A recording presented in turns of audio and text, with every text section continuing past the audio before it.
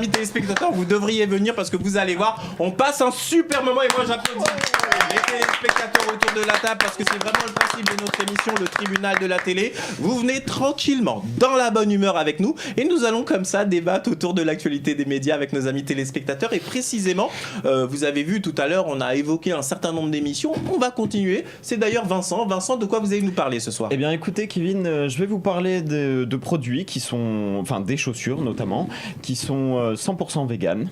Ah, là, des chaussures 100% véganes. Des chaussures 100% véganes, c'est-à-dire qu'il n'y a pas de cuir. Il faut savoir que tous les produits en fait de cuir, ça représente à peu près 1 milliard d'animaux qui meurent par an, ce qui est quand même énorme. Le cuir, ça représente près de 18% de gaz à effet de serre. Les salariés qui travaillent dans le cuir ont affaire à des produits toxiques et en général, ils dépassent pas la cinquantaine en termes de décès. Merci Vincent. Il y avait une bonne ambiance. Pardon, oui, désolé, c'est des vérités qu'il faut dire. Mais je sais pas. C'est des vérités qu'il faut dire. Mais voilà, parlons sérieusement. Non, le cuir ne fait pas forcément du bien. Et donc il y a une personne qui en Aquitaine a décidé de créer sa marque de chaussures 100% vegan, donc pas de cuir, du maïs, que des produits synthétiques. Et il faut savoir que pour une paire de baskets, par exemple, pour les hommes, il faut compter dans les 110 €. Une paire de bottines pour les femmes, c'est dans les 140 €. Et puis je vous propose de regarder un petit extrait du reportage France 3 Aquitaine. A priori, des chaussures tout à fait classiques. En fait, elles sont toutes 100% véganes, fabriquées à partir de maïs, de blé, toutes sortes de céréales. En vegan, en fait, ça veut dire qu'il n'utilise aucun produit issu de l'exploitation animale. Donc pas de cuir, pas de laine, pas de soie. C'est pas seulement un régime alimentaire. Souvent, les gens pensent que c'est simplement on mange pas de viande, pas de produits laitiers, alors que ça va bien au-delà. Donc tout ce qui est synthétique, en fait, est vegan aussi. Du moment que ce n'est pas testé sur les animaux, que ça ne vient pas d'un animal, c'est vegan. Marie, 24 ans, encore étudiante à Sciences Po, dessine les modèles, lance les fabrications et assure les commandes. Donc moi ça me fait plutôt plaisir de voir ce type de produit. Je pensais pas très honnêtement que les chaussures 100% vegan pouvaient exister. Donc moi je trouve ça plutôt top. Et je me dis en regardant ces images que Pamela Anderson dans le quotidien aurait dû mettre ses chaussures au lieu de mettre des chaussures en cuir. Et il s'appelle Vincent Monselli, il est avec nous. Et oui, il est avec moi tout le temps dans le tribunal de la télé. Et juste pour raconter l'anecdote, j'étais... Pardon, désolé, ça s'appelle Minuit sur Terre également, la marque. Minuit sur Terre, la marque. Et de toutes les façons, on va en parler maintenant. Je faisais juste la petite anecdote. Je donnais des cours dans une école audiovisuelle et je suis tombé sur ce garçon dont je trouve qu'il a beaucoup de talent et on est ravis de l'avoir avec nous. C'est Vincent Monselli. Il s'applaudit tout seul, vous voyez. Tellement il est humble, il veut pas qu'on lui fasse des compliments, mais voilà. Alors précisément, mais regardez, je vais donner la parole à nos amis téléspectateurs et figurez-vous que je vais m'adresser à Priscilla. Pourquoi ? Parce que Priscilla, figurez-vous, mon cher Vincent, elle est blogueuse et donc la mode, ça la connaît. Priscilla, est-ce que comme ça, une marque qui préconise de travailler avec des produits pour éviter tout ce qui est vegan, qui défend cette culture, pas de viande, etc. Est-ce que c'est des produits dont vous pourriez parler sur votre blog ? Alors déjà, c'est assez surprenant les chiffres que tu as donnés sur... Ah oui, 1 milliard d'animaux. 1 milliard, c'est sûr que énorme, c'est vraiment choquant. C'est choquant. Et oui, pourquoi pas. Honnêtement, ça serait des... Je trouve que c'est une très bonne idée. C'est un bon projet, je trouve, d'avoir monté un truc comme ça parce que... De plus en plus maintenant, je trouve qu'il y a de plus en plus de véganes, de végétariens. On fait de plus en plus attention à son alimentation, ce qu'on achète, ce qu'on porte.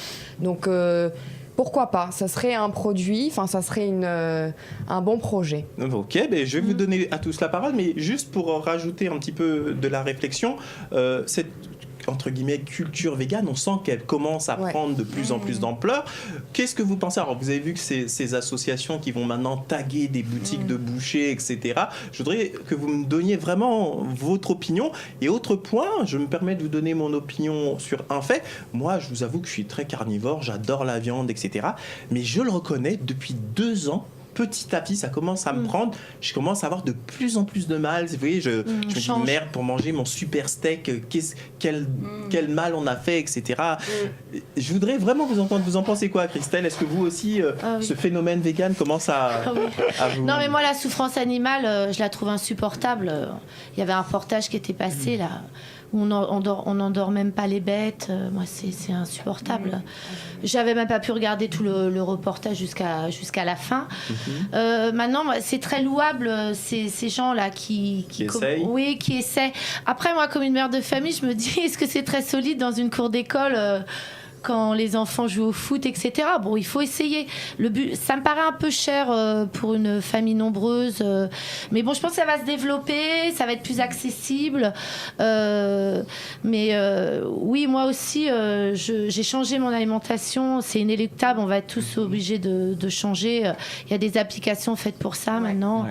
C'est notre fille qui nous a fait connaître ça. Alors, elle scanne tout. Les courses, c'est devenu insupportable. Mais enfin, moi, je fais pas les courses. Je les laisse faire les courses. Mais on mange mieux. Ça, c'est les mamans modernes. Hein. Ouais, non, moi, c'est mon mari et ma fille qui scannent tout. Ils s'occupent du frigo, c'est très bien. Mais par contre, c'est vrai, on mange différemment. Moins de viande aussi, c'est vrai. D'accord. Justement, je vais donner la parole d'abord à Delphine et ensuite à Adrien.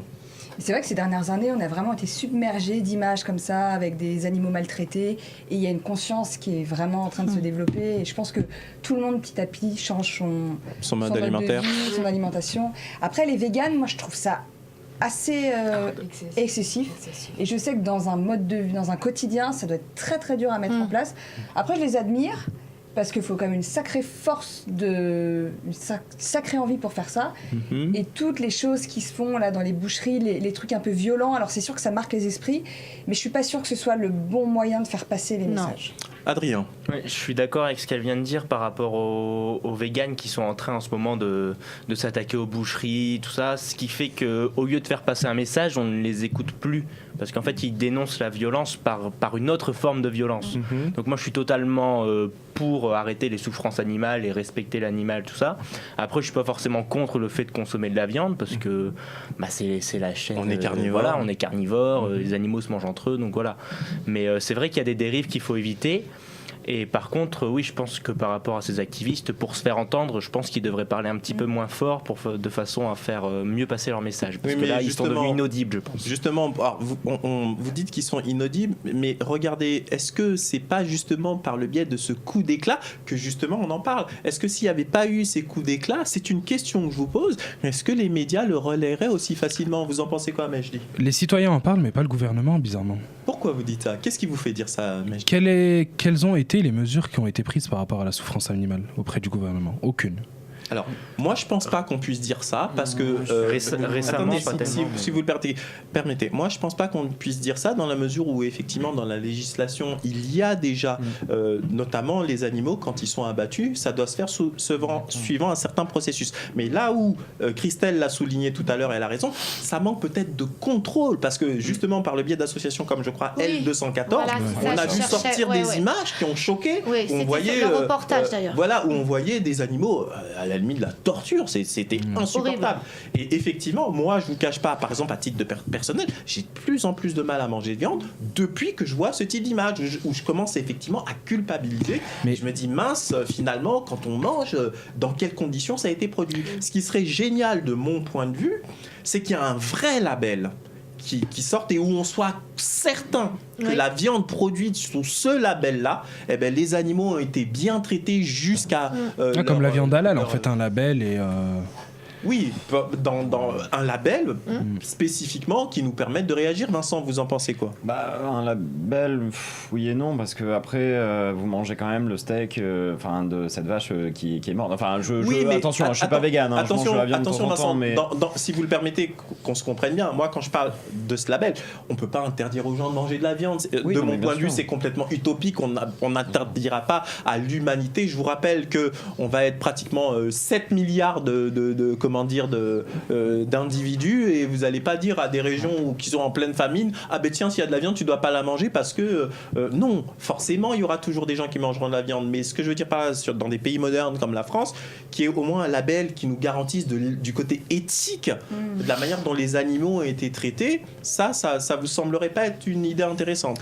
Ça peut être une bonne idée intéressante. Bon, maintenant... je sais pas, la bête est morte déjà, donc bon, moi je mange de la viande, encore une fois, je suis pas vegan à 100%, donc Je verrais pas forcément de différence. Maintenant, c'est sûr qu'on parle de réchauffement climatique et il faut savoir que le fait de manger de la viande, ça va pas nous aider aussi. Il va falloir qu'on diminue beaucoup pour partir plus vers la plantation qui nous aidera beaucoup plus. Parce qu'il faut savoir qu'une vache, ça a besoin de manger des céréales. Les céréales, il faut les produire.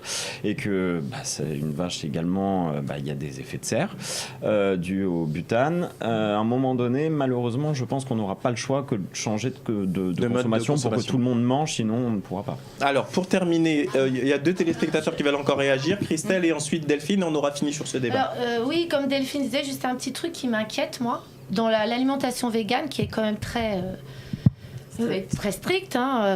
Il n'y a pas de produits animaux, donc du lait. Alors moi, je pense que dans les années à venir, ça va être quand même un danger de santé publique pour nos enfants. Parce que les enfants ont quand même besoin de calcium, de protéines.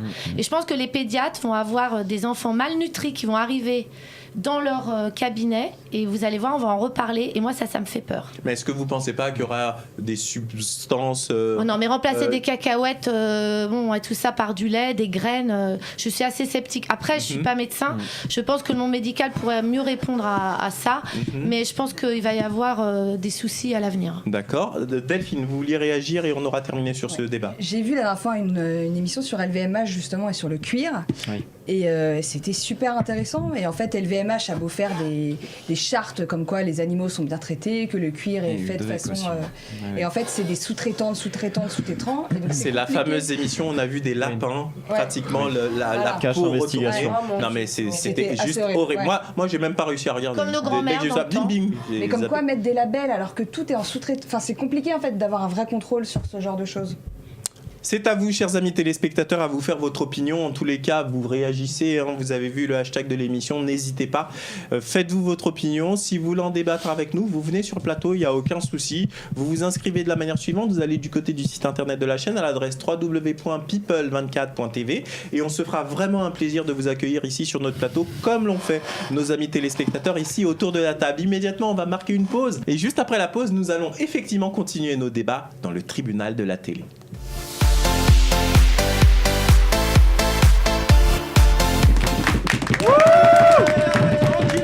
C'est bien. Le tribunal de la télé, vous le savez, c'est votre rendez-vous du lundi au vendredi sur People 24. Cette nouvelle émission, j'espère qu'elle vous fait plaisir parce que vraiment elle s'adresse à vous téléspectateurs. Vous pouvez venir sur un plateau de télé, et pour participer directement en tant que chroniqueur d'un jour à une émission de télévision. Parce qu'après tout, on s'est dit que chroniqueur télé, est-ce que c'était un métier ? Ben non, il y a beaucoup de gens qui ont envie de converser. Et nous, on a eu l'idée de faire cette émission un peu comme si on était autour d'un feu de bois, entre amis, nos amis les téléspectateurs. Vous vous inscrivez tranquillement sur le site et vous venez nous rendre visite. Chacun à votre tour, on vous donne la parole. Vous l'avez vu toute cette semaine autour de la table, ils sont nombreux. Il y a d'abord Christelle qui est là à ma droite. Juste à côté de Christelle, il y a Mejdi qui est là-bas. Face à Mejdi, il est là. Adrien, il est là. À côté d'Adrien, elle est là, c'est Delphine. Je le rappelle. Et celle qui nous vient du Sénégal, elle est là, la blogueuse Priscilla. On applaudit bien fort.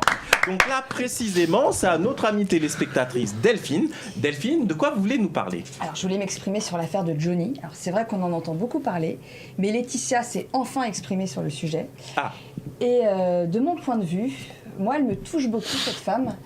Je la trouve très vraie. Et je trouvais que son couple avec Johnny, c'était un beau couple, elle la supportait beaucoup et je trouvais qu'ils faisaient vraiment unis. Alors attention, vous êtes loin du micro, restez très proche du micro parce que je voudrais qu'on vous entende bien. Alors pour les téléspectateurs qui n'ont pas suivi ce qu'elle a dit, qu'est-ce qu'elle a dit exactement depuis qu'elle s'est exprimée qui vous semble important à souligner ? Elle s'est exprimée enfin. Qu'est-ce qu'elle a dit ? Elle a parlé de l'amour de ses filles, qu'elle faisait ça pour elle, qu'aujourd'hui elle voulait quand même rester dans les volontés de son défunt mari et que de toute façon elle était là pour faire avancer le débat, mais que fallait pas non plus qu'elle soit trop perdante dans cette histoire. Et c'est vrai que quand on connaît un peu toute l'histoire avec Laura et David, quand on sait toutes les choses qu'ils ont eues avant, les avantages qu'ils ont eus en nature, je trouve qu'elle a raison de faire ça, de défendre ses filles, de défendre leurs intérêts et de les protéger. Et pour moi, Alors, Laura et David, ça faisait quand même quelques années, je pense qu'ils étaient plus si proches de Johnny. Maintenant, ils se réveillent parce qu'il y a des avantages aussi pécuniaires en jeu. Et voilà, moi, je trouve que Laetitia a raison et il faut qu'elle défende ses petites filles. Eh bien, écoutez, c'est votre point de vue, en tous les cas, dans le tribunal de la télé. Vous le savez, tous les points de vue peuvent s'exprimer. On va justement demander l'avis à d'autres téléspectateurs, ce qu'ils en pensent. Johnny, idole nationale, bien évidemment, tout le monde a quelque chose ou pense quelque chose de cette situation.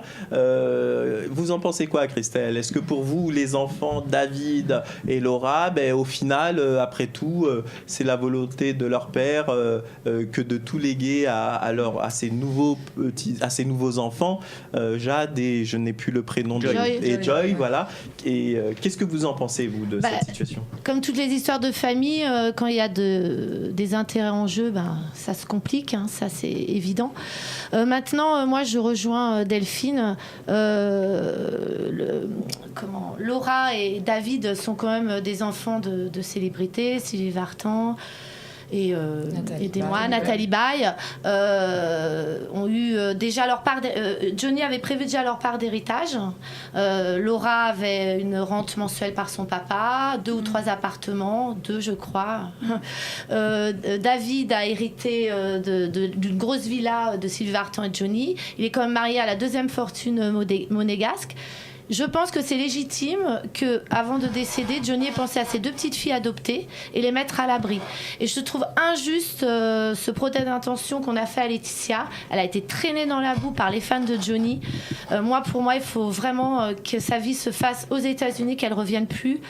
Parce que j'ai peur pour... moi, je trouve que c'est un procès injuste pour elle. Alors, précisément, il y a des proches de Johnny qui ont laissé entendre qu'il l'aurait dit avant son décès. Tu verras, quand je vais mourir, tu vas te prendre des tonnes de merde sur la tête. Maintenant, nous sommes en France et non aux États-Unis. Il y a le droit français qui fait qu'on ne peut pas déshériter un enfant naturel. Donc moi, je voudrais vous entendre sur ce débat, mais je dis, vous en pensez quoi ? Moi, je trouve que ça fait bientôt maintenant 1 an qu'il est décédé et qu'on en parle encore trop. C'est une affaire qui doit être restée familiale. Mais attention, c'est quand même Johnny Hallyday. Oui, mais son héritage... 57 ans de la vie des Français, on ne peut pas ne plus en parler. Son héritage est personnel, monsieur le juge. Son héritage est personnel. Après, que ça soit médiatisé comme ça, pourquoi pas ? En tout cas, ces 2 petites filles ont aussi le droit d'avoir leur propre héritage. D'accord. Je voudrais donner la parole à Priscilla et ensuite à Adrien. Oui, moi je partage ce que disait Delphine. Moi je trouve que Laura et David, ils ont eu leur part d'héritage et qu'elle a entièrement raison de protéger ces 2 petites filles. Alors, excusez-moi, juste avant de donner la parole à Adrien, je vous ai entendu, Priscilla, mais je suis un peu surpris du sens de nos téléspectateurs du jour, parce que quand on fait un sondage auprès de l'opinion française dans sa globalité, Laetitia est condamnée par l'immense majorité de la population française. Adrien, je vous écoute.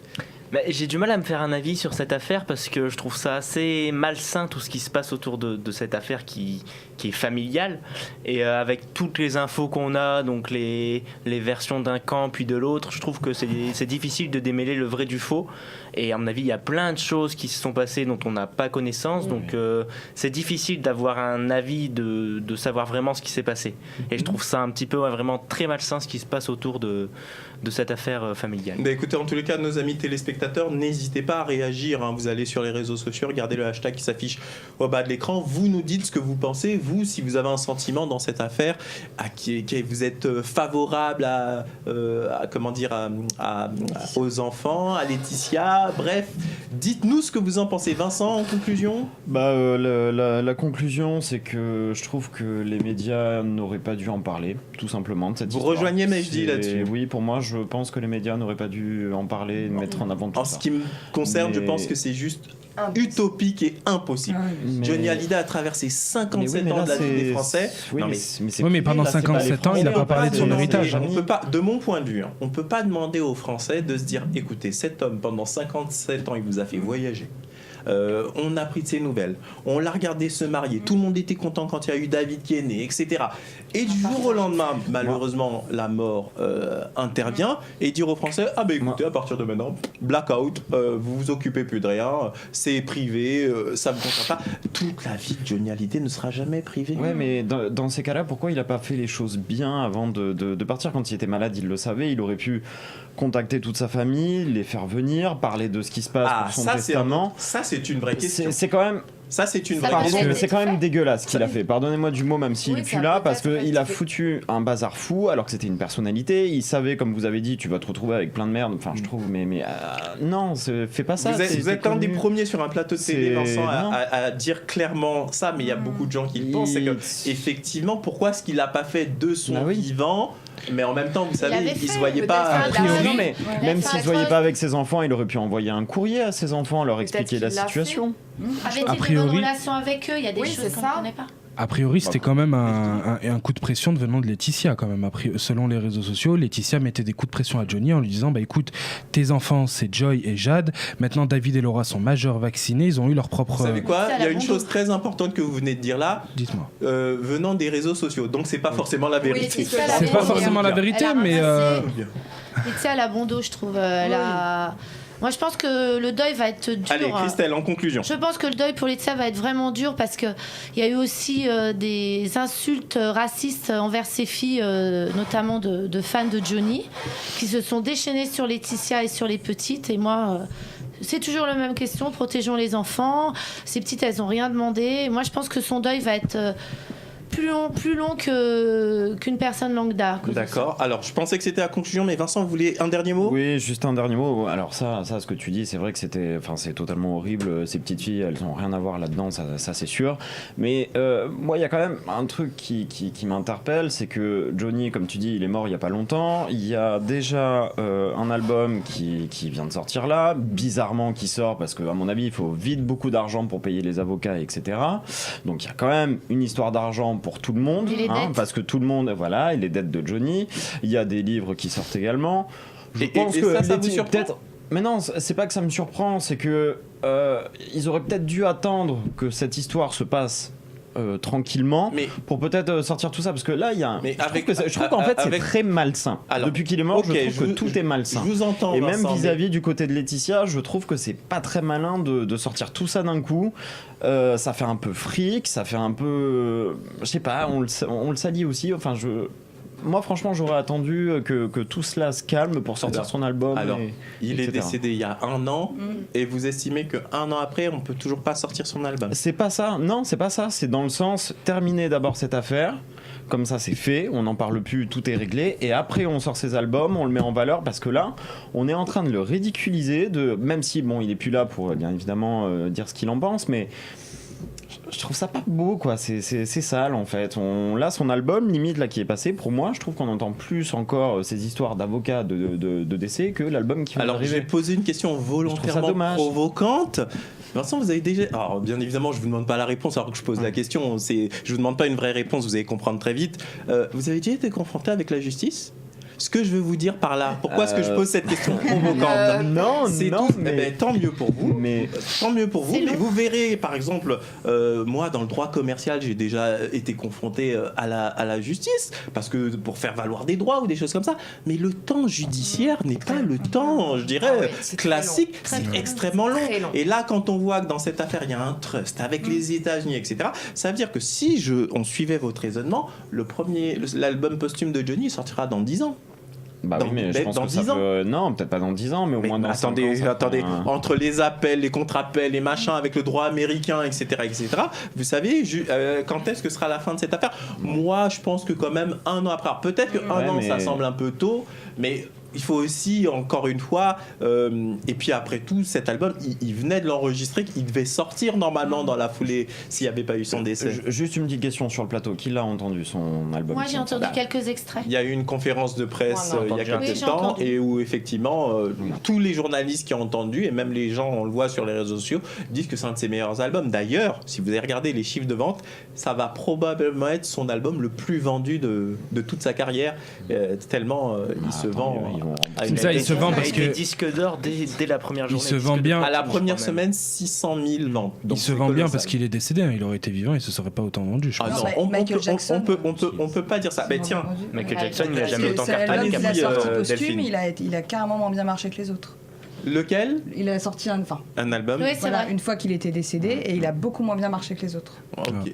Ben vous voyez, donc c'est pas toujours vrai. Ouais, Donc, ça du dépend. coup, c'est comme le dit. Mi-novembre, comme le dit il y a Delphine. encore, je crois, le dernier. Enfin, on va avoir des nouvelles du clan Hallyday, puisque mi-novembre, il repasse à Nanterre. Bon, procès. le procès. Bon, en tous les cas, voilà, nos amis téléspectateurs ont réagi et c'est le but de cette émission, vous le savez. On va tout de suite marquer une petite pause publicitaire et on reprend immédiatement nos débats. À tout de suite.